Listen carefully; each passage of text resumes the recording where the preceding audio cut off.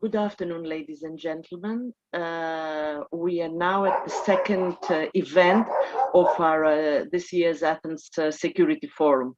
And I think it's a very timely discussion because the issue we're going to address today is the issue about the transatlantic relations after the war in Ukraine. In 2016, during his pre-electoral campaign, Donald Trump has called NATO obsolete. Sometime later, the French president Macron said that NATO was brain dead. Today, NATO seems stronger than ever. But is it really so? So what are the consequences of the war in Ukraine on the transatlantic link?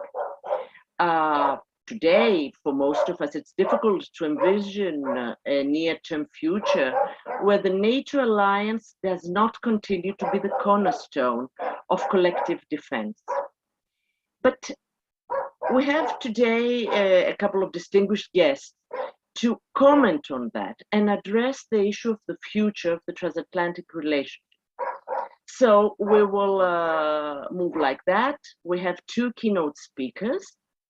Ian Lesser, Vice President of the German Marshall Fund of the United States. Good afternoon, Mr. Lesser. Ana Gomes, former member of the European Parliament from the Portuguese Socialist Party. Good afternoon, Mrs. Gomes. And three discussants who will comment on the initial comments. We'll hear from Mr. Lesser and Mrs. Gomes. Konstantinos Servanitopoulos, Professor of International Politics at Pantheon University, and Constantine Karamanlis Chair, Fletcher School of Law and Diplomacy, Tufts University, and former Minister of Education in Greece. Mikhail Kostarakos, General, former Chief of the Hellenic National Defense General Staff, and former Chairman of European Union Military Committee. And Alexandros Papaioannou, the spokesperson of the Ministry of Foreign Affairs of the Hellenic Republic. So our two main speakers will have 10 to 12 minutes, and then our discussants 5 to 7 minutes each to comment on what has been heard. So with no further ado, I'll give the floor to Mr. Lesser. Mr. Lesser. Well, thank you so much, Marilena, if I may. It's really a pleasure to be with you and here to be able to speak at the forum. I'm, of course, an American sitting in Brussels, which gives me an interesting perspective, I guess. And they are, as you say, critical issues. And I do think, as you laid it out, the thinking about NATO has undergone a revolution, not just since the advent of the Biden administration, but very profoundly since the war in Ukraine. Let me just make 3 points to you, if I could. The first is really about the nature of the crisis that we're facing. I mean, the topic that we have today is transatlantic relations after the war in Ukraine, but of course the war in Ukraine, we really don't know when this is going to end. It's really, in a sense, I understand the title, of course, but it's in light of the war in Ukraine, because I think even if the war itself comes to some sort of conclusion or stabilized even over the next weeks, I think we're going to be living with a more or less durable period of confrontation and stress in relations with Russia and risk for some time to come, really quite open-ended. So I think we're not just looking at something momentary and crisis-driven. I think this is now in many ways becoming structural. And I do think it's and I'm not alone in saying this, the most dangerous period in European security since 1962, arguably even since 1945. There are many reasons for that. But one of the most profound, I think, is that as the conflict evolves, it becomes clear that a lot of our thinking about deterrence is really now in question. We were familiar with deterrence with rational actors. We were familiar with deterrence with crazy states, perhaps. we didn't give much thought to deterrence in the face of ruthlessness. And that's really what we have today, it seems to me. So we have to reckon with that. And we also have to reckon with, unlike the Cold War, it's one of the ironies, really an absence of any understanding about strategic stability with the adversary. The arms control regimes are almost all gone. Our understanding about what's stabilizing and destabilizing is almost all gone. Frankly, we don't even understand between Russia and the West what each side wants. They misunderstand us. We don't have a good understanding of them. It's an extremely dangerous and I think very risky situation. The second point I'd make is that I think if we think about transatlantic relations broadly, that many factors had come together even before the war in Ukraine to improve the relationship. We went through some very stressful years in the Trump period for sure. But as you say, I think right now, not just in terms of NATO, but relations across the Atlantic are really the most positive that they've been for decades. And the war has only underscored the importance of the relationship. There's politics here, for sure. I think the Biden administration has made a huge difference, not only in terms of its contrast with Trump, but also because it's Atlanticist, I would say, at its core. I think President Biden is probably the most foreign policy oriented president since George H.W. Bush, maybe the father. But he's very distracted, obviously, by many other things. But his instincts about this and the instincts of people around him are very much Atlanticist. They think first about Europe. Even when they're thinking about the Indo-Pacific, they have their eye on the European connection. And I think that really is extremely important. It's also about politics on the European side, including politics that have not happened. Had Marine Le Pen won the election in France, we might have a different conversation right now. And there are other examples of this. But there are also examples, I think, if you look around Europe, of places where bilateral relations with the United States are now much stronger than they've ever been. And Greece is an excellent example of this. And in fact, it started under different administrations and it's continued under the current governments. So there's something structural there. Anyway, the bottom line is that whether it's about the war or the politics that started even before or even COVID, we now have a much stronger transatlantic relationship. The third and final point I would make is really an observation about a number of long-term, really open questions, which would be very interesting for our debate. And maybe I can mention a few of these. There is, I think, a very interesting question about the extent to which the extraordinary coordination over sanctions will spill over into other areas that have been maybe a little more difficult for the US and the EU in particular to address, but it also affects NATO. On trade, on regulatory issues, all of these kinds of things. Many of the same people who are hammering out this cohesive sanctions policy are also working on the Trade and Technology Council, for example. So will there be a spillover effect? European strategic autonomy. There was one kind of debate before Ukraine, there's another kind of debate now. I don't think the impetus has gone away, but I think the discussion about it on both sides of the Atlantic is now very different. It's now a question of much more practical measures. What can Europe do that will make a real difference to deterrence and defense? I think that's very much in line with the American perspective. Actually, I think the US will be quite supportive of this. If that's the way to get Europe to spend more and do more, I think most Americans will be very, very pleased with that. Bigger question, even very open-ended, are we coming to the end of a century-long US pivot to Europe? Maybe, but there's been an assumption that this is going to be a slow-moving project. But things could happen in the Indo-Pacific next week that would accelerate this, and it would have huge implications, obviously, for European defense. A couple of other things, really no answers to these, but we have some elections coming up in the United States. Midterm elections this year, 2024 presidential election. I mean, Trump may or may not be gone from the political scene. I fear he isn't, that's my own perspective. But Trumpism certainly is not gone.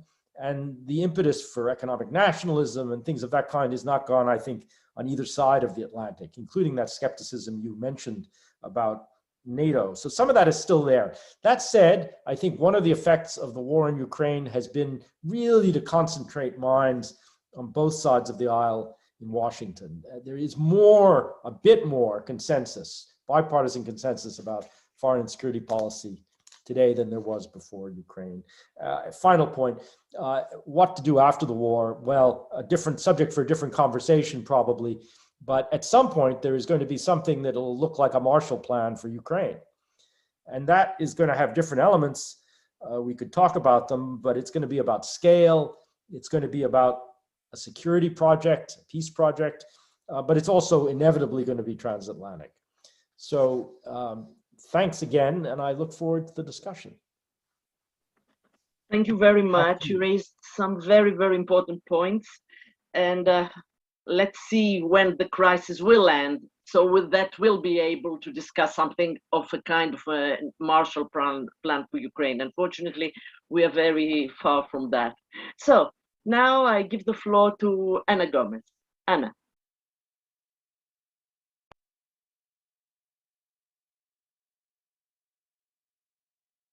All right. Thank you so much. Great pleasure to see you, Maria Eleni, and great pleasure to participate in this discussion with your students and with Ian, whom I hadn't seen since I left Brussels in 2019. I very much agree with the points made by Ian. I think first and foremost, this will depend on how the war in Ukraine will end. And I absolutely would like to see Russia defeated in Ukraine. I think this is the way to actually contain this war. Otherwise, it will escalate, as Ian has pointed out, because we are dealing with a different kind of leadership in Russia, very different from the kind of interlocutors we had during the Cold War. I believe that the comparison with the Cold War is not even appropriate, because this is actually a hot war already, as it is. I don't recall any situation in the Cold War where one of the fighters, and the aggressor would be actually putting on the table the issue of nuclear weapons, on the question of course, with deterrence or coactive purposes, but definitely this was an issue that was not talked about. It was a taboo, and that was the basis of the deterrence purpose and of the MAD, mutual assured destruction rationale. Now we are in a very different situation. And by the way, I believe I'm more persuaded than than ever. I've always been against nuclear weapons. Now I'm more persuaded than ever that they don't serve anybody's purposes, anybody's security. Actually, they are preventing us from helping the Ukrainian people defend itself, because it's out of the fear of escalation in front of a power that threatens us with nuclear weapons that we are we've been almost for 2 months until last week basically just not doing enough to support Ukraine and to allow indeed more lives to be spent in Ukraine.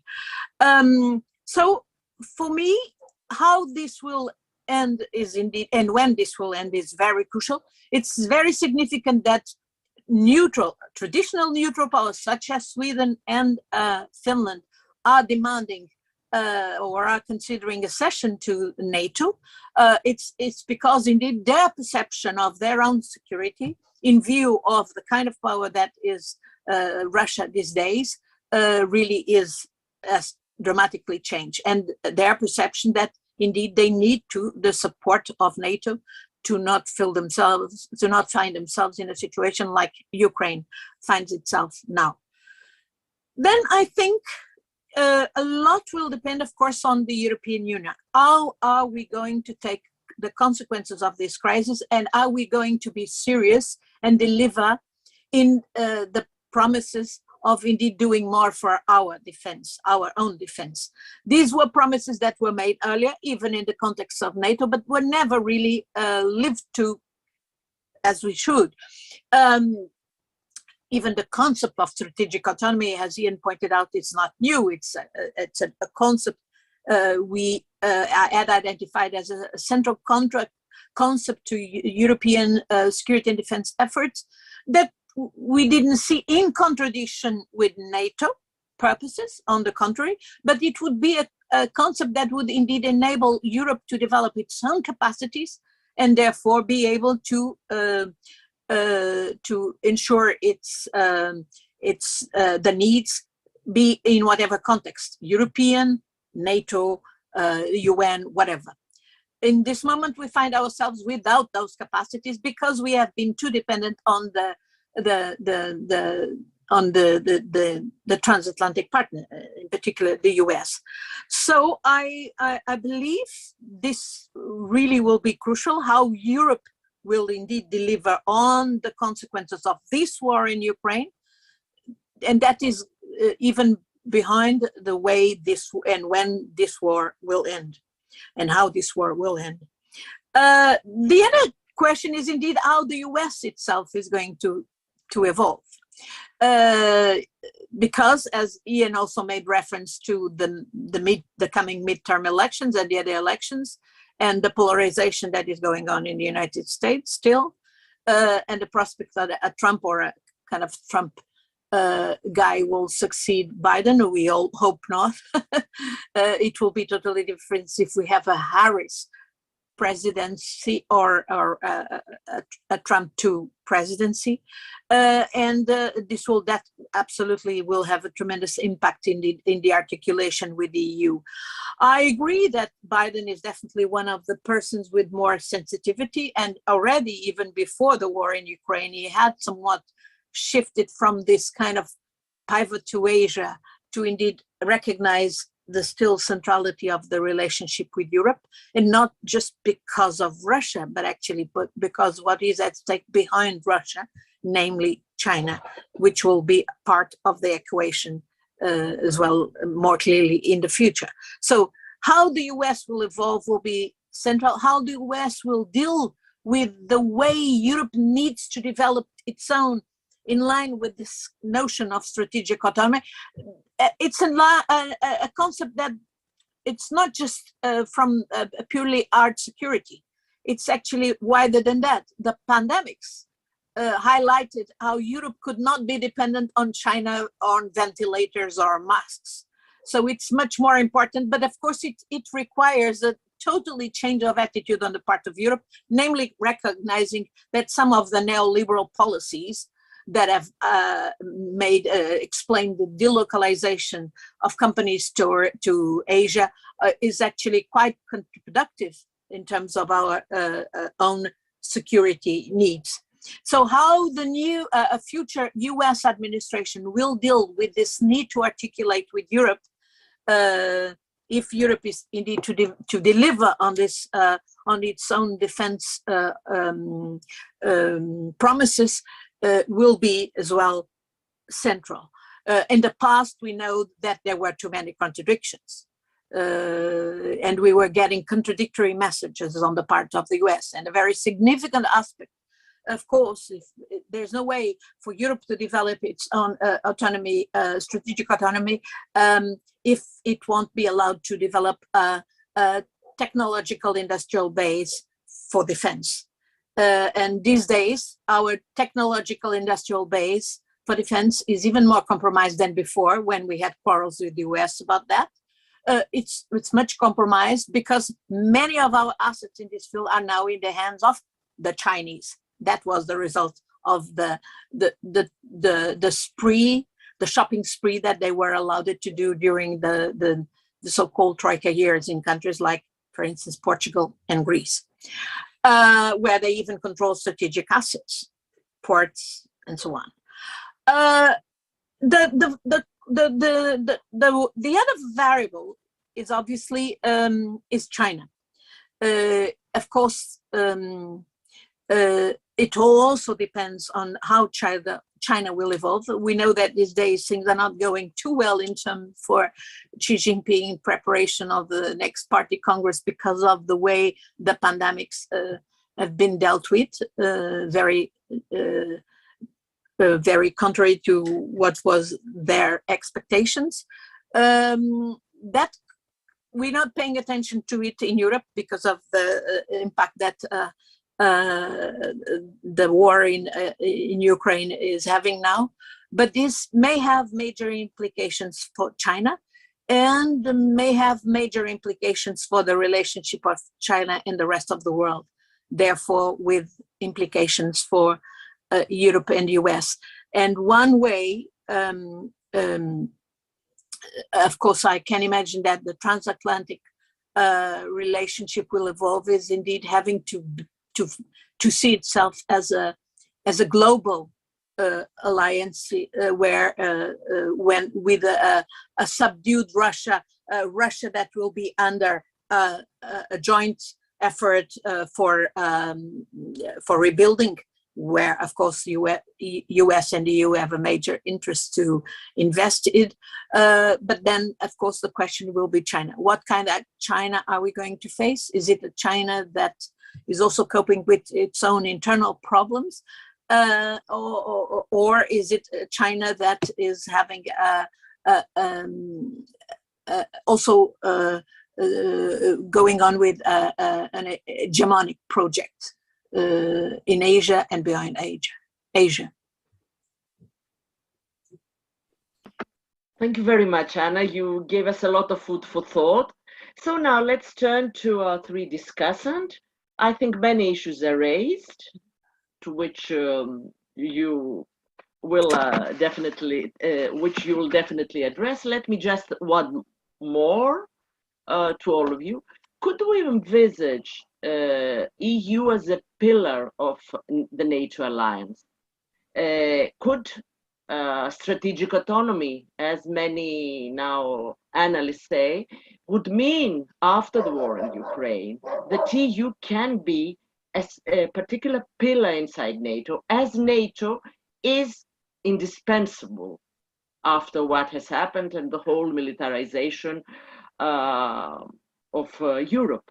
So just another question in your basket. Please, Professor Arvanitopoulos, you may take the floor. Thank you, Marilena. And thank you very much for the invitation to be with good friends and colleagues. I think it's remarkable to how we have gone from a period of trauma in transatlantic relations to this transatlantic spring, so to speak. And we need to recall that the Trump presidency was catastrophic for transatlantic relations, not only because of his comments regarding NATO, that NATO is obsolete, but fundamentally, Trump had an aversion towards the European experiment. He educated the American public opinion that the European Union member states were America's foes, whereas Russia was America's friend. He was pro-Brexit. He sent his advisor Bannon to build up the populist international in Europe with many political forces that happen to be Putin's allies. And the fear was, of course, that during a second Trump term, America might even withdraw from NATO. So what happened, and we are in this dramatic change in the so-called transatlantic spring. I think a couple of things that Ian Lesser and Ms. Gomez mentioned. The first had to do with the change of guard. It is true that we have an Atlanticist kind of administration in Washington, and I think that even the Biden administration started with a couple of missteps, especially when it had to do with AUKUS. Of course, the hasty withdrawal from Afghanistan without prior consultations with its European allies as to the timing and so on and so forth. But having said that, I think that the Biden administration established very quickly its transatlantic policies, gave the right signals to the European allies. And I think it's handling this crisis, this war in Ukraine in an impeccable manner. And by that, I mean that it has followed the policy of consultations with the allies. Biden is a consensus builder, so he tried to build a consensus with the European allies through multilateral diplomacy, not by just engaging in unilateral American policies. And you see that especially on the imposition of the sanctions regime. In previous circumstances, we were used to America taking the lead and imposing sanctions and requesting its allies to follow suit. In this case, we have an administration that is trying to build a consensus, to build a regime of sanctions as a variable geometry, understanding the needs of the Europeans and their specific dependence upon Russian energy sources.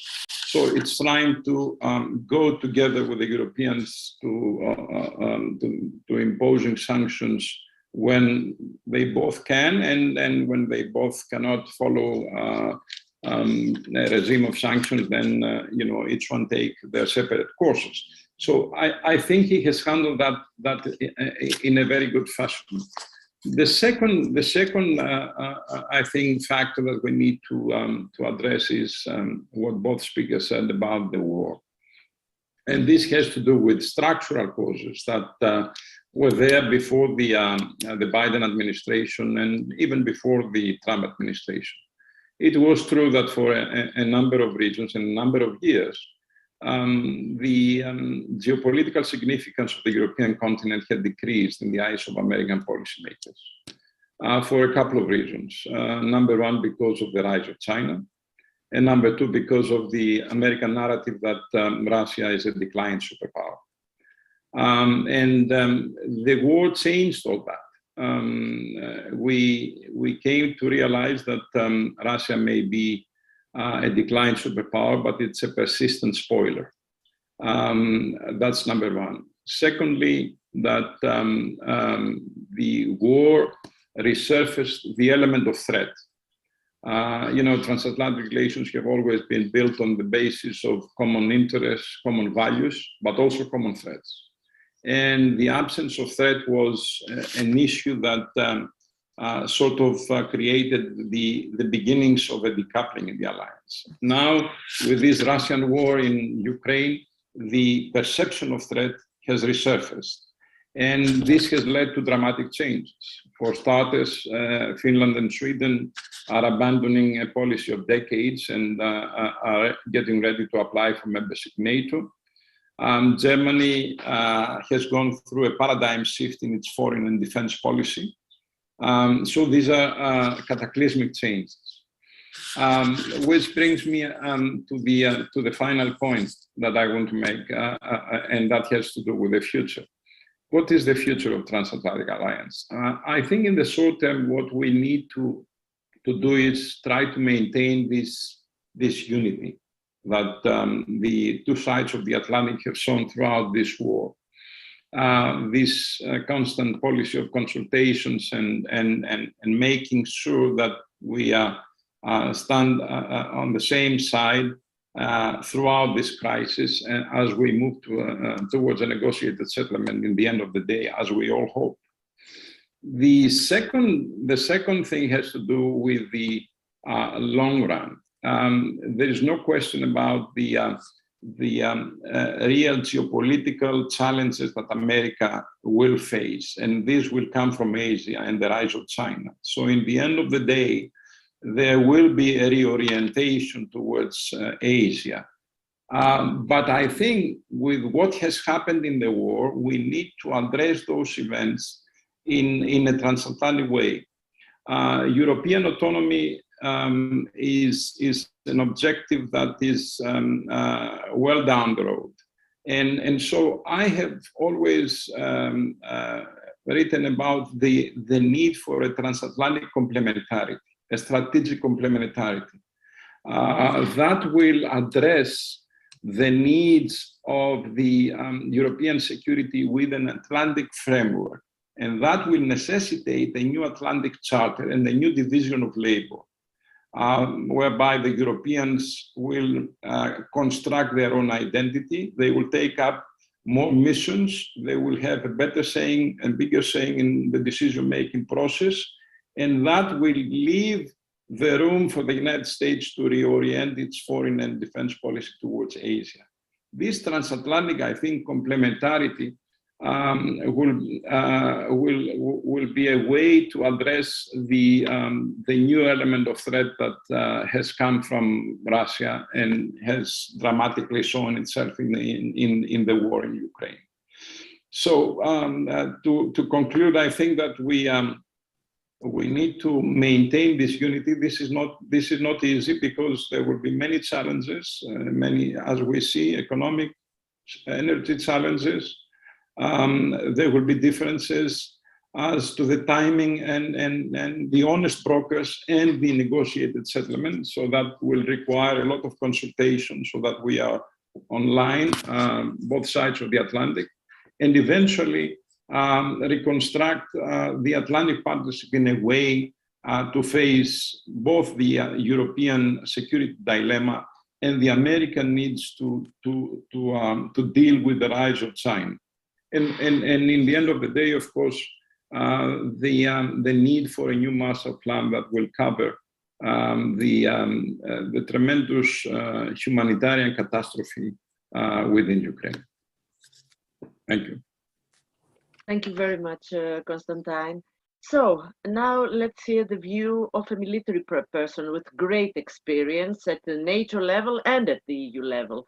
General Kostarakos, welcome, the floor is yours. The microphone, please. Thank you very much, Marilena. Distinguished speakers, distinguished guests, dear professors, ladies and gentlemen, dear friends. Thank you very much for the invitation to participate in this extremely interesting event.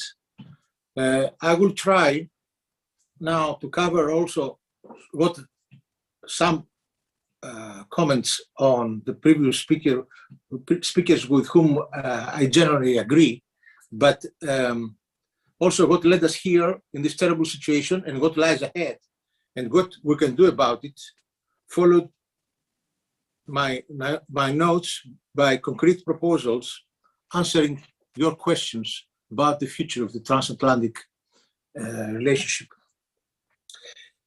Russia's outrageous attack on Ukraine was a shock, bringing back jungle brutality to the opening. But besides this, in recent weeks, we have witnessed a number of events and developments that were also awaited for years to happen. First, NATO, having a clear military DNA in its genes, and regardless the comments of its health condition, found again its proper self and started planning and deploying capabilities, coordinating at the same time the provision of heavy and sophisticated weapons to Ukraine to defend itself. Second, the belated birth of geopolitical Europe, the one we have been talking about for years, with a sense of purpose and using all means and leverage to support its political goals. The EU, against all predictions, acted quickly and with unprecedented determination, breaking many taboos. Undoubtedly, we have gone further in a week than in decades of discussions. The crisis bolstered transatlantic solidarity, which were not at its best before the crisis, although the election of Mr. Biden brought closer the US and the EU. A lot of things happened since. Before examining the transatlantic agenda, we need to mention some facts on how the transatlantic relation was developed during the last years and decades. Following the end of World War II, Europe remained submissive in exchange for a safe spot under the US defense umbrella. Collective defense of NATO members was and still is a NATO responsibility, and I believe it will remain as such for the foreseeable future. Turning to Russia, which is clearly trying to revise the post-Cold War security architecture in Europe by reclaiming the Soviet sphere of influence they lost in 1990 when the Soviet Union collapsed. The alleged threat of NATO expansion up to the Russian borders, a defensive Russian narrative that began in 1995, became a cheap excuse for Russia's expansionist dreams, and it was easy to be supported by the Russian propaganda mechanism. Unfortunately, Mr. Putin found a lot of help due to a certain extent wrong readings of the situation by the EU and the US. For the last decades, the EU and its member states, together with a part of the previous American leadership, believed that the solution for establishing good relationship with Russia was the further development of the financial and political relations through political contact, common interests, and mutual benefits.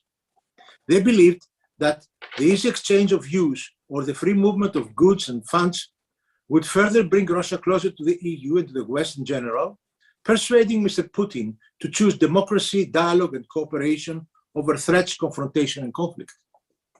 To this end, Europe agreed to be dependent to Russian gas and to further invest in Russia. Obviously, this was a wrong reading of Russia. Good economy relations does not necessarily contribute to peace. Sometimes the opposite happens. Financing adventurism or revisionism is easier when based on a good and flourishing economy, as we have seen also in the past. And this was stopped to its biggest extent following the Russian invasion to Crimea. I personally believe that the possibility of connection or accession of Ukraine to the EU worries Mr. Putin more than the proximity of NATO to his borders. A lucrative EU-Ukraine financial and evidently political relation was his biggest problem and fear. Ukraine's immense resources and the potential of Ukrainian industrial and agricultural infrastructure, with the support of the EU, may turn Ukraine into a prosperous country. However, a prosperous, democratic, and corruption-free Ukraine threatens Mr. Putin's regime far more than NATO's missiles, and his authoritarian political power grip will be put in danger following a possible and maybe inevitable awakening of his people. So, miscalculating like Saddam Hussein that the West is a paper tiger, he jumped into the Ukrainian swamp with both feet. And then everything changed. NATO became again the formidable military alliance, and the EU, a clearly non-military international political and financial organization, for the first time in its history, has financed with billions of euros so far the purchase and delivery to Ukraine of lethal weapons aid, which was the original sin until now in Brussels. All of a sudden, EU member states realized that we need a quantum leap forward to develop a stronger and more capable EU that acts as a security provider, building upon the Union's fundamental values as laid down in Article 2 of the treaty. This is when the Strategic Compass project emerged, and this is what Strategic Compass is all about. With this, we set out a common strategic vision for EU security and defense policy over the next 5 to 10 years, immediately starting its implementation, giving the EU an ambitious plan of action for strengthening its security and defense policy by 2030. This strategic compass will also enhance the EU strategic autonomy and its ability to work with partners to safeguard its values and interests. The compass covers all the aspects of the security and defense policy and is structured around 4 pillars: act, secure, invest, partner. The 3 most important points of these 4 pillars are the establishment by 2025 of a strong EU rapid deployment capacity of up to 5,000 troops for different types of crises, the development of hybrid response team cyber diplomatic and foreign information manipulation and interference toolboxes, as well as space, maritime, and cyber defense policies to face a broad range of threats, and the commitment of member states to substantially enhance their defense expenditures to match our collective ambition to reduce critical capability gaps.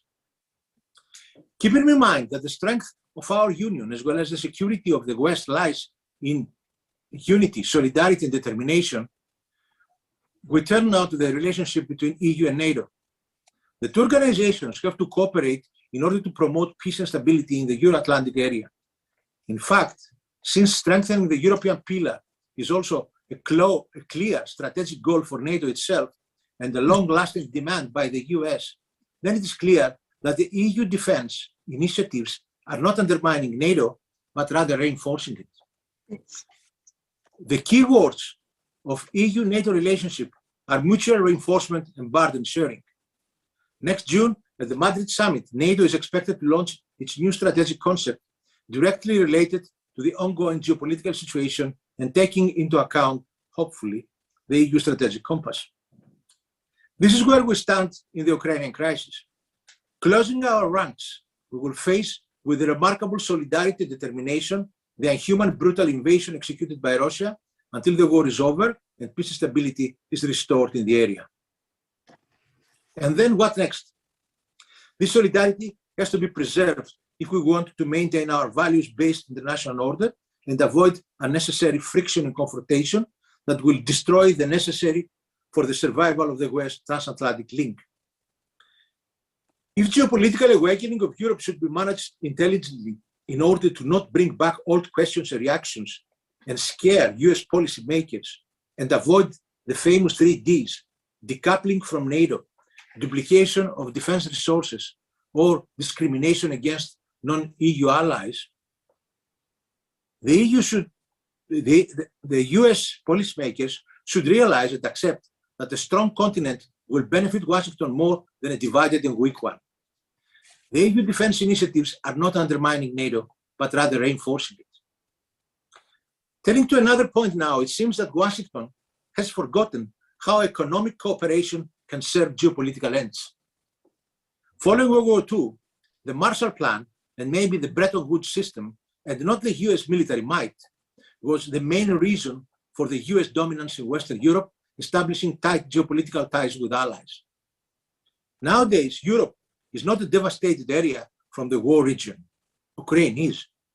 Despite its importance as a strategic ally, EU is also the US largest trading and investment partner and demands to be treated as such in a common path to growth and prosperity. Following the end of the war, Ukraine and the neighboring countries, as well as the refugee problems and the destroyed Ukrainian infrastructure and the related social problems, will require a great amount of funds and investments. The price tag is between 200 to 500 billion euros. If we're going to make a successful and effective comeback in Ukraine and the adjacent region, there is no better partner for this goal than the biggest humanitarian and development provider of the world, the queen of smart power, the EU. But the establishment of the transatlantic link is not an issue of funds only. Like all alliances and coalitions, needs a certain glue, which is nothing more than trust among its members, and trust must be built up over time and through critical situations in which mutual respect between the leader and the following members should be shown. Before further examining the relationship between the two organizations, we need to make some paramount assumptions that should be the basis for further cooperation, but also our further discussions. First, NATO is the biggest military alliance in human history, a formidable force of unparalleled military might. Second, EU is a political and financial organization, the #1 development and humanitarian assistance donor in the world, and within the framework of its integrated policy, it possesses a huge toolbox containing a great number of various important tools of great importance, like health, education, state of law, diplomacy, governance, justice, law enforcement, etc. The military being only a tool in this huge toolbox. The new threats and challenges cannot be tackled solely by military nor diplomatic means, because the security situation has become very complicated, not only in our very close neighborhood, in our ecosystem, but also worldwide. The use of all instruments of power is required in order to deal with the ongoing and potential crisis. None of our countries and organizations has the might nor the resources to address these threats and seize the opportunities alone.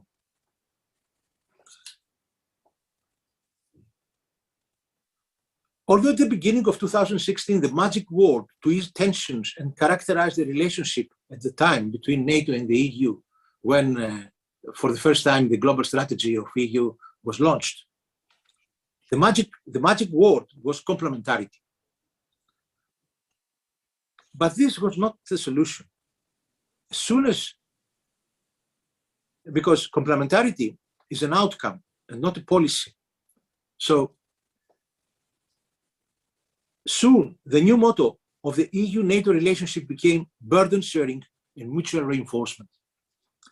Based on the following main security facts, we may discuss a proposed burden sharing.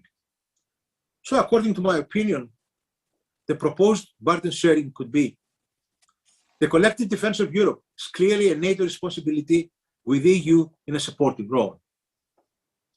Second, the protection of Europe and its citizens is an EU strategic task. This is referring to border control, anti-terrorist tasks, anti-crime, anti-drugs, anti-human trafficking, and an exclusive responsibility of law enforcement, non-military forces, which are the main responders and operators in all critical situations. While NATO maintains the lead in collective defense against military threats, the EU must take the lead in building resilience against non-military, mainly hybrid threats. Since the EU is a single market, any act of subversion or coercion by a foreign actor against a member affects the Union as a whole, and there diplomatic and economic actions are necessary. NATO has limited instruments to react and should remain in a supportive role in this domain, while measures from the US in these areas are not guaranteed. The EU has also the capacity, because of the Article 42-7, to build strong solidarity against all non-hybrid, but definitely non-military threats, and to react as a union, designing in advance a common policy against this kind of threats based on deterrence and certainly retaliation measures.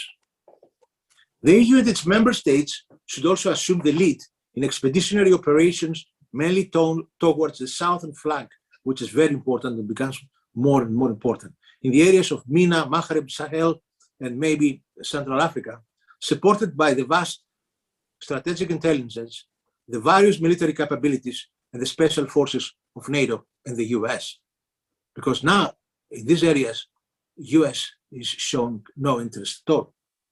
This may happen also in the maritime security domain from the Mediterranean to the Indian Ocean.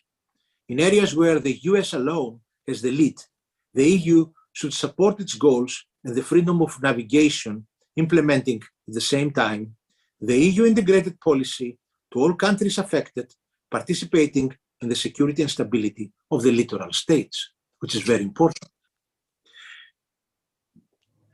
Concluding, I want to add that in order to implement effectively this burden sharing and mutual reinforcement, proper leadership and staff-to-staff contacts, coordination, and maybe a common coordination group should be installed in order to align various capability plans, planning processes, running projects, and reviews of both, policy reviews of both organizations.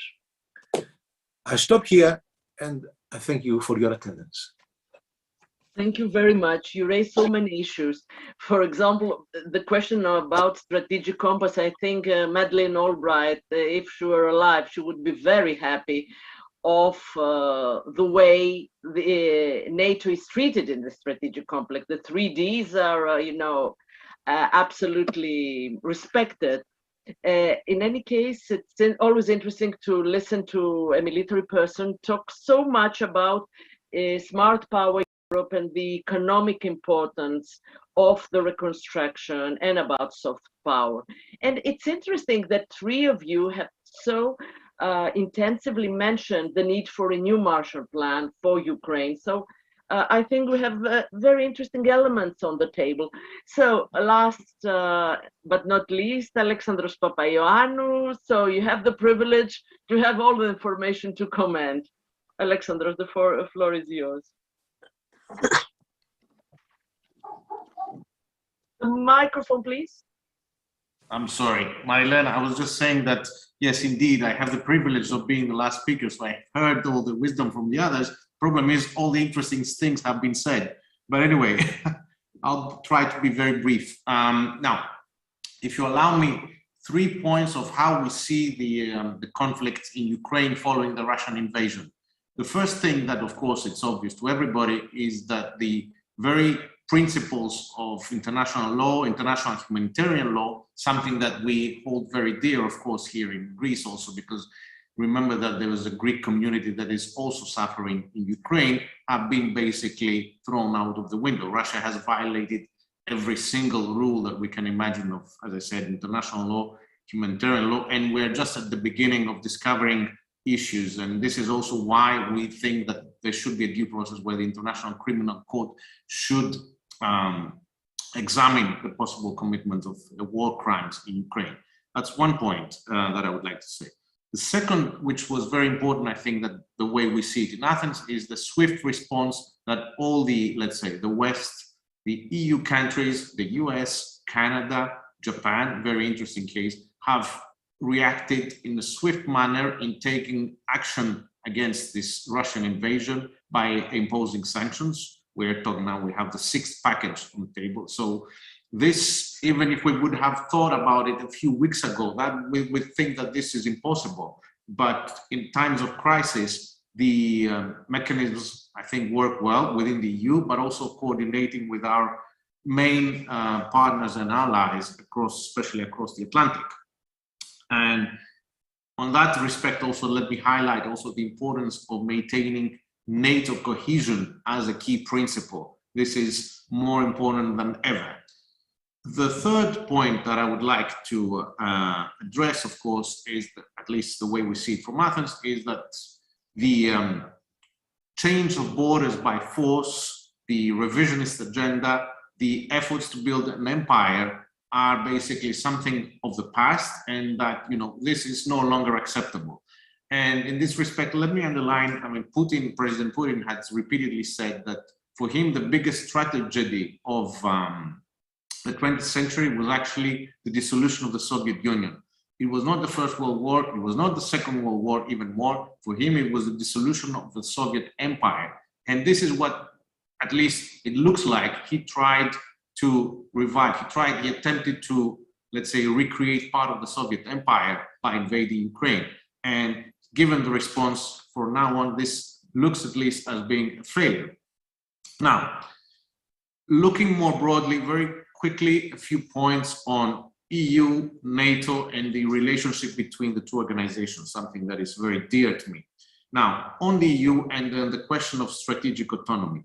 Yes, the crisis, the war in Ukraine has again revived the discussions about the EU becoming, if not more autonomous when it comes to security and defense, at least more responsible. Now, this is a very interesting thing because while the European Union was very swift in adopting economic sanctions in, let's say, in issues that it has a lot of expertise, a lot of integration has taken place, it has been much more slow in defense and military and security integration. And this is something we see. So it's a much, let's say, slower process. And while the need for more European strategic responsibility is evident, at least the way I see it, I don't see it as happening as fast as we would have liked. Now, countries like Germany, for example, they said they're going to raise the defense budget substantially. And even that was science fiction, even few months ago, saying that they would spend 100 billion on defense. This is going to really be a game changer in the long, but this again is something that if it materializes, it's going to take place in, let's say, in the longer term. The other issue that you mentioned, Marilena, and of course it's about an EU caucus and EU pillar within NATO. Now, this is something we would very much, I think everybody would like to see happening one day. Now, whether this is going to be feasible, at least in the immediate future, I have, again, my doubts. I don't see this as happening as quickly as possible. We have had these discussions in NATO among the EU allies and saying that we should have a more, let's say, EU approach within NATO, but it hasn't materialized. Everybody, all the time, some allies were saying, well, we're EU member states, but we're also NATO allies, and within NATO, we should speak on an individual basis. It will be very interesting to see the dynamics if and when another 2 EU member states join the NATO alliance, how this balance will develop. The other second point, NATO. Now, we see NATO reloaded, NATO version 2 or whatever. I mean, President Macron said, what was it, about almost 2 years ago, he said that NATO was brain dead, and suddenly now NATO is at the core and NATO is revived. This is the good news, that NATO is back in business. Now, NATO is, in a sense, even going back, in a sense, to what the first Secretary General of NATO used to say, Lord Ismay. NATO's purpose was to keep Americans in, Russians out, and to paraphrase him, and in this case, Germans up, not down, as he used to say in the 50s. So NATO is coming back, but then the question is, of course, what will, and this is in the short term, the question, what my, let's say, question or my worry is, okay, we have, and Ian has mentioned that, and Anna as well has mentioned that we have a very committed Atlanticist president, US president right now. And the question that I have always is, yes, but President Biden comes from, let's say, a generation of American Atlanticist politicians. And this generation is gradually moving away from the political scene. And my, let's say, biggest worry is what will happen next? Even if whichever president may come after President Biden, I don't think that he or she will necessarily have the same commitment to, let's say, the transatlantic link than he has. So we shouldn't, let's say, rest assured that this thing, unless we work on building this relationship, this is not going to, let's say, be taken for granted. Last but definitely not least, relationship between the European Union and NATO. The need for a closer relationship and partnership, strategic partnership between the European Union and NATO, two distinct organizations with different objectives, different integration processes. I mean, NATO doesn't have an integration process, is more needed than ever, I think, now. Now, this is the objective, what we would like. What actually I see, and this is what actually creates me a lot of anxiety, is that we are right now, when it comes to the relationship between the two organizations, further away than we used to be in 2016 when we adopted the first joint declaration between EU and NATO, and even 2018 under the Trump administration when we adopted the second joint declaration between EU and NATO. As a matter of fact, I have heard that actually work on a third joint declaration that was actually being pursued has been postponed, and we don't know whether this has been postponed indefinitely. And for me, this is a very worrying trend. I think that now is the time for, let's say, the organizations, but also the members of two organizations together to put aside, let's say, all the challenges that we have and work together, because the challenges that we face commonly are huge, if I can say so. Thank you. Thank you so much. I think we have heard many, many interesting things. So we have about half an hour. I would propose that I give 3 minutes to each one of you to comment on the things you have heard, or if you want to add something new. Please try to be in the time so that everybody will have the possibility to express himself or herself. So, Ian, would you like to take the floor? Yes, well, thank you very much. Just a couple of thoughts. I mean, these were all really fascinating comments. And there are clear threads that go through all of them. I mean, I think just a few things. I mean, Alexandros, you're absolutely right to raise this question about generational change in the United States. I mean, it's in part about the political elite, but it's also about the public. You know, there's been polling done on this. We used to do some at GMF, others have done it, asking people what they are concerned about personally in international affairs. And it is a very clear generational shift there, and it's coming.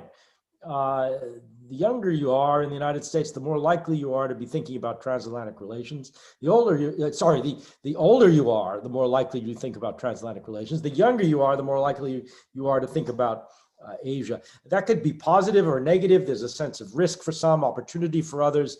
But at the end of the day, there are some structural factors here that need to be reinforced. I mean, politics can drag them one way or the other, but we are the largest economic partnership in the world in trade and investment, and that's a reality that affects our interests. And I think we need to work on that. I think what the real variable, frankly, is what General Kostorakos mentioned, which is trust. Because we went through a period, we've had experiments that we've run about what happens when this trust deteriorates, and that's not so easy to repair. So I think that requires sort of constant attention. Just finally, to come very briefly to your direct question, Marilena, about do you need can you have an EU pillar within NATO? I mean, maybe you can. I'm not sure you need it. What you do need, of course, is a close working relationship between the two organizations. And a certain, people don't like the term division of labor, but maybe that's what it is at the end of the day. That there are certain kinds of crisis management, maritime security, cyber security, even tasks where the EU has real capacity. And as NATO has to focus more and more on very hard, high intensity kinds of things, maybe that division of labor issue comes back. But it ought to be a deliberate division of labor rather than a sort of haphazard one.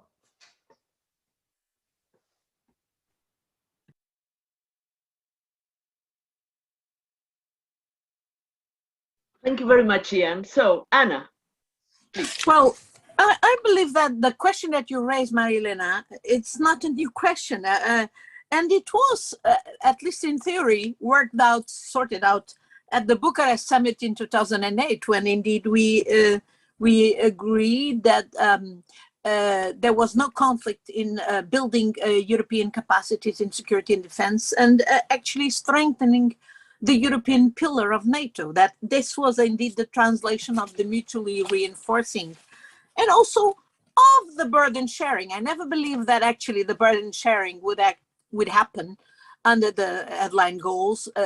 Either it will happen under a European umbrella or it won't happen.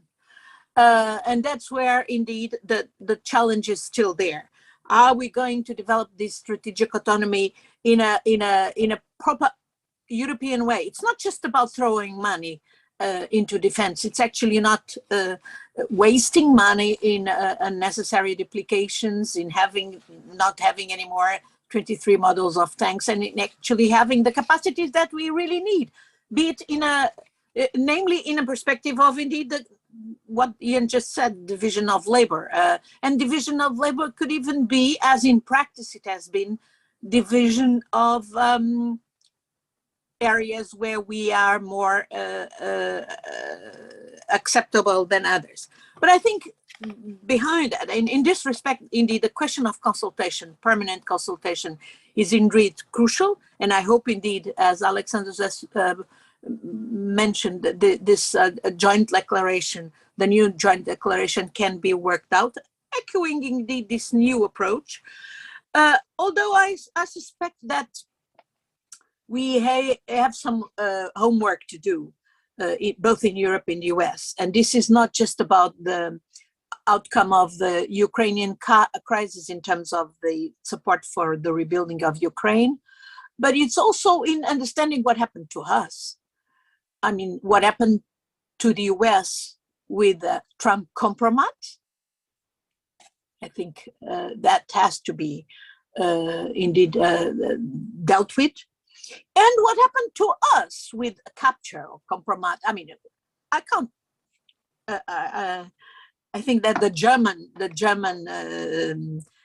German change is still to be indeed. We have to see what this meant. We see it being very slow, namely in the field of security and defense. It's not because of lack of capacities, or equipment. It's for lack of political will, and this has to do with the capture that was organized by Putin. among our politicians, and it's not obviously by chance that he was funding Brexit and funding all these extreme right-wing parties, because indeed the objective is destroy Europe and destroy democracy. And that's why I think, if indeed we talk about the NATO soft power and European soft power, we need as well to look at the political dimension, and the political dimension, how it translates into the economic dimension. Because if we continue with these policies that bring inequalities, growing inequalities, we are giving arguments and ammunition to the extreme right wing who have an anti-democratic agenda, be it in the US or be it in Europe.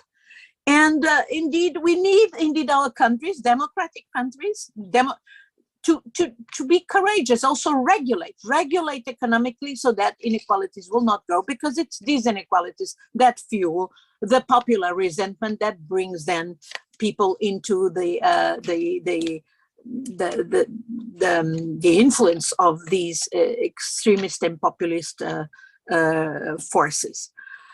Finally, I agree that a crucial outcome of the war must be accountability and of impunity.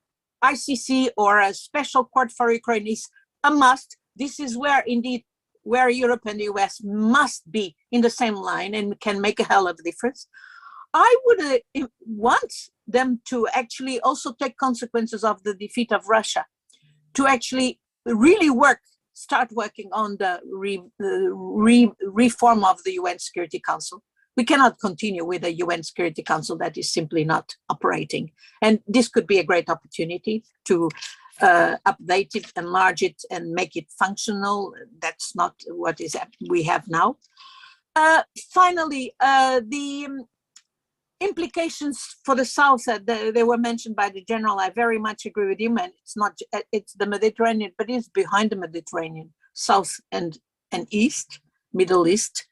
Again, where consultations between the EU and the US could make a hell of a difference, and not forgetting that actually Ukraine war is already, people are predicting tremendous consequences in terms of famines, and of course the political upheaval this will certainly develop. And finally, the General mentioned that the American need to deal with the rise of China and the need for consultations in that respect. I need to point out that it's not just the Americans that have that need. We Europeans also have that need, and we cannot be in denial. In many of our countries, the Chinese are more influential now through diverse means than Russia. So we have a problem too, and we need absolutely to articulate with our transatlantic partners on dealing with that problem. Thank you very much. I feel I have to intervene because two points. First of all, rise of inequalities will really it will be one of the consequences of the war, because the extreme militarization, which we see beforehand, will unfortunately lead to rise of inequalities all over Europe, because the US will not suffer as much Europe will do, and that we know. And the second, yes, division of labor between EU and NATO, but not EU only soft power and hard power NATO. This would be unacceptable. So be clear, division of labor, sectoral or geographical division of labor, but not only EU crisis management. I think we can do more. Professor Arvanitopoulos, please. Yeah, I just want to address for a minute the issue of the future of the transatlantic partnership that both Ian and Alexandros addressed. And there is no question that there is a generational gap that affects the foreign policy establishment. There's no question that there has been a change in attitudes as far as American public opinion is concerned. And as I mentioned in my initial comments, this has also been due to the structural factors, the fact that America was pivoting to Asia to face the rise of China and so on and so forth. So, but I think that perceptions change and in response to realities. And I think that the war in Ukraine has posed new challenges for us, for the transatlantic community. And so on the one hand, the future of the transatlantic community and the unity of the transatlantic community will depend upon this new security dilemma for Europe. And that, of course, will depend upon the end game of this conflict.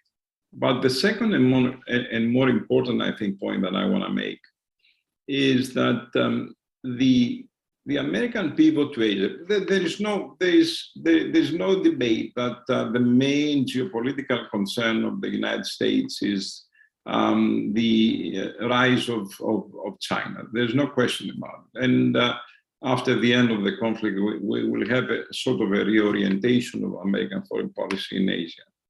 However, the pivot to Asia is a regional response to a global problem. China's rise is not happening only regionally, it's happening globally. China is challenging American hegemony, not only in Asia, but everywhere. The Belt and Road Initiative, it's a gigantic geopolitical design challenging not only America's, but the West's security and economic concerns, not only in Asia, but in Eurasia. And to that extent, I think that America's response, in order to be adequate and face this rise of China, will need the alliance of the Europeans. So what I'm trying to say is that instead of pivoting to Asia, America will increasingly find that it will have to pivot to Eurasia to deal with the Chinese challenge. And it will do so effectively in alliance with the Europeans.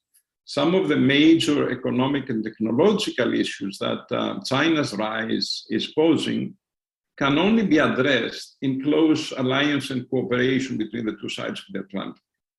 So I do think that whereas prima facie, the rise of China is making the Americans sort of orienting their policy to Asia, the effective tackling of the rise of China will require the unity of the West, because the rise of China is not happening only in the regional subsystem of Asia. The rise of China is happening on the global spectrum. So in that sense, I think that the transatlantic partnership will find, besides the new security dilemma in Europe, a new reason for unity. Thank you very much for this very important comment. General Kostarakos, the floor is yours.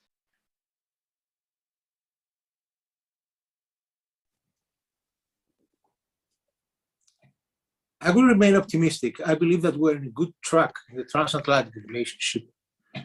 And we are closing ranks now because we have seen the bear, the dragon coming for us, coming after us and coming for us finally. And we need to find a way to defend our interests and our way of living. And this is what we will do. And this is what we are doing, and this is what we'll do. I'm sure about it. Spending money is not the only recipe. It's not the only solution. We need to learn to spend money better and spending together. Not only for procurement of military weapons, but also in a future Marshall Plan, or in a future effort to reconstruct what Mr. Putin's ambitions destroyed. No one is defying or questioning the supremacy of NATO in the US, the military supremacy of NATO in the US. But regarding burden sharing, each one should do what is able to do better. And the established systems, the systems that exist within Europe, of NATO and the EU, should be oriented in such a way that will help the West to protect its citizens, to protect its interests, and to defend its interests, if necessary, through NATO's collective defense. But before that, before even deterrence, we have protection. And protection now is not coming only from drug dealers. Protection is coming also from hybrid threats, from various hybrid threats, and which are non-military. And the EU has the tools to face these hybrid threats in a better way than all the others. Because maybe it's the queen of smart power, but smart power is a double-edged knife, has more things to do. I mean, in the European Union, sanctions and retaliation on cyber or hybrid threats are the real hard power, are not battle tanks or aircrafts. These are for NATO. So we need to clarify this, and I could agree more with Alexandros about for the need for a new joint declaration that will clarify all things. All these efforts that started in 2016 with the global strategy, the joint declarations, need to have a very effective follow-on. And as I said, I remain optimistic. And I believe that the two organizations will find the fine recipe for the proper burden sharing for the common good. Because yes, we may have global threats, but I think we are powerful enough to face all threats from all directions, from omnidirections. And we can face them one way or the other, using everything we have in our toolboxes. In our integrated policies and toolboxes are very important, the ones we have. We may fight against opponents economically, we may fight against a common in the market, but we might fight against them, if necessary, in the fields.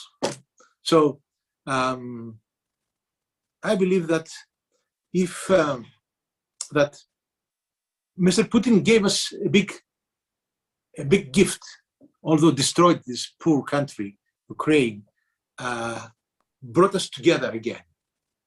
And this is the way we will defend the West and our values and principles and our countries in a better way from the revisionists of the countries who want a second chance to revive their long-lost imperial past. Thank you. Thank you very much. Now, Alexandre. Yeah, Marilena, thank you very much. Very quickly, 2 points. The first one is, okay, everybody's speaking now about Ukraine and about the war in Ukraine, which is perfectly understandable. The question that I think we should not forget that we should address is, what do we do about some other countries in our region, in our immediate neighborhood? I would mention in particular the Western Balkans, but also other Eastern European countries, like, for example, Moldova and Georgia, who are, if I may put it like that, they are a bit left in the twilight zone. They are neither members of the European Union nor members of NATO. Some of them have even started negotiations to join the European Union. Others want to begin those negotiations. They are very keen. And this whole, let's say, change of the security situation in Europe has made this need for further, let's say, integration, especially in the Euro-Atlantic family, even more pertinent. And I think that, we should not forget about these countries and that we should accelerate the efforts. And this is something that sometimes people tend, let's say, to put aside and say, oh, we'll deal with that later. Well, no, later is too late. We need to have a strategy. That's one thing. The other thing that I would like to say is Madrid summit, end of June, NATO summit, the new strategic concept is going to be adopted. Now, all the work that was done, let's say, up to mid-February on the strategic concept, and quite a lot of work, I understand, has gone into that, has been thrown off the window because basically the situation has changed radically. However, the strategic concept of NATO, this is going to be the fourth strategic concept since the end of the Cold War, is a text that is going to guide NATO's policy, not for the next 6 months, neither for, let's say, for the next year, but for the next decade. So it's going to be very important to strike a balance between, first of all, the policies that we need to adopt when it comes to issues like Russia, China, and may I add here also relations between NATO and the European Union, but also, and this is going to be the biggest challenge, what is, let's say, the degree of balance, or whatever you can call it, between the three core tasks of NATO as they were defined in the Lisbon strategic concept, that is collective defense, Article 5, cooperative security, something that we term partnerships that nowadays very few people talk about, and something else that actually even fewer people talk about, especially after Afghanistan, which is crisis management. Now, my humble opinion, this is strictly, I'm speaking on a personal basis here, is that while the effort right now is on collective defense, and it's very understandable, we should not get carried away and basically put aside the other, let's say, core tasks of NATO, but look at how we can integrate the three of them into a text that, as I mentioned, will, at least in theory, guide the alliance policy for the next decade. Thank you so much. You raised both issues are very important. For me, the question of the Western Balkans is an issue I'm working in, and it's terrible because Russian assertiveness is clear nowadays in the Western Balkans. Infiltration of Russia in different parts of the region is very powerful, and especially the question of Bosnia-Herzegovina is really a time bomb in the region. Unfortunately, the EU has not been up to the task. It has given promises, but changing the goalposts continuously, changing conditions, and NATO is present in the region, but Russian propaganda in the region and the undermining of Bosnia-Herzegovina may be the next spot of instability and conflict in the wider European region. So I don't want to be pessimistic and close with this very, very pessimistic note, but I think it's something that we all must keep in mind. So we're at the end of our debate. Thank you so much for this fascinating discussion. You all have raised very, very important issue. I hope that some of them will be able to develop even further in future discussion. It has been a pleasure to seeing you all again in this discussion. Have a lovely evening, and thank you again for everything. Bye-bye. Thank you very much. Bye.